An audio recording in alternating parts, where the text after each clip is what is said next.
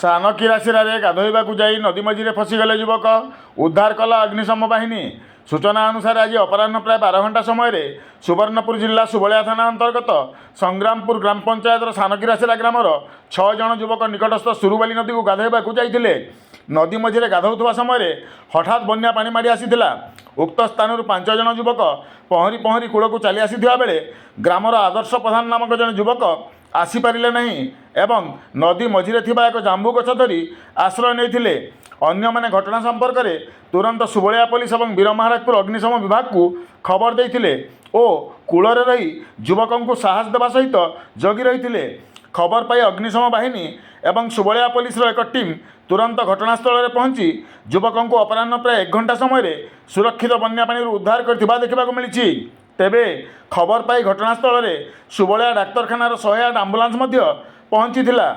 ଯୁବକଙ୍କ କୌଣସି ଅସୁବିଧା ହୋଇନଥିବା ସୂଚନା ଥିବାବେଳେ ଘଟଣା ପରେ ନଦୀର ଉଭୟ ପାର୍ଶ୍ୱରେ ଜନସାଧାରଣଙ୍କ ଭିଡ଼ ଦେଖିବାକୁ ମିଳିଥିଲା।